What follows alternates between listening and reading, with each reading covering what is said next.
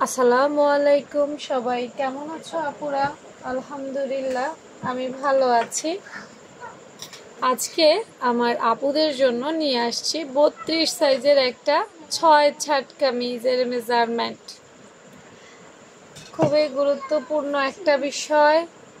6 কামিজের শেপগত দিক থেকে অনেক সুন্দর একটা কামিজ, কিন্তু যারা বানায় আসলে তারা বুঝবে, অন্যরা বুঝবে না, যারা পরেছে তারা বুঝবে। তো চলো মেজারমেন্টগুলো একটু বুঝিয়ে দেই। 6 কামিজ আমি গলার পাশ 2 রেখেছি, এটা কাপড়ে কাটলে কিন্তু বেড়ে যাবে। হ্যাঁ, লম্বায় 4 ইঞ্চি রেখেছি। এটা একটা স্ট্যান্ডার্ড সাইজ গলা, তুমি কিন্তু চাইলে বাড়াইতেও পারবা, তুমি চাইলে কমাইতেও পারবা। আমি প্রতিদিনই কিন্তু একটা কথা বলি। তারপর কাঁধ লাইন 6.5 ইঞ্চি দিয়েছি, দেখছো নি? 6.5 ইঞ্চি, কারণ এটা কাটলে 1 ইঞ্চি কমে 5.5-এ চলে যাবে। হ্যাঁ, এটা আমি কেটে তোমাদেরকে দেখাবো, তখন আরো ভালোভাবে বুঝতে পারবে। তো দেখো, এখানে মোহরা 6 ইঞ্চি দেওয়া হয়েছে, ঠিক আছে। এরপর দেখো বডি সাইজে 9 ইঞ্চি, এবং সেলাইয়ের জন্য আরো এক্সট্রা নিতে হবে।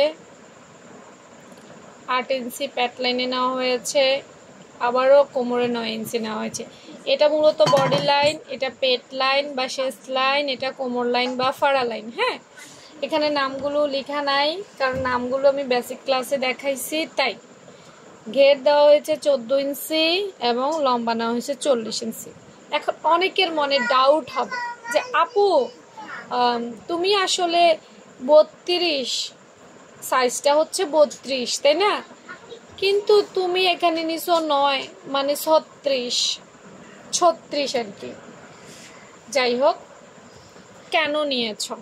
আবার এখানে 8 নিয়েছ, এখানেই তো 16 হয়ে যায়, 32 হয়ে যায়, কেন এভাবে নিয়েছ? দেখো আপুরা, এখানেই তো হচ্ছে ব্যাপারটা। এই যে মাঝখান দিয়ে একটা রেখা দেখতে পাচ্ছ, 6 মানে বিষয়টা 6টা পার্টে বিভক্ত হয়ে যায়, এবং 6টা পার্টে বিভক্ত হয়ে যাওয়ার কারণে আবার 6টা পার্টকে একত্রিত করতে হয়।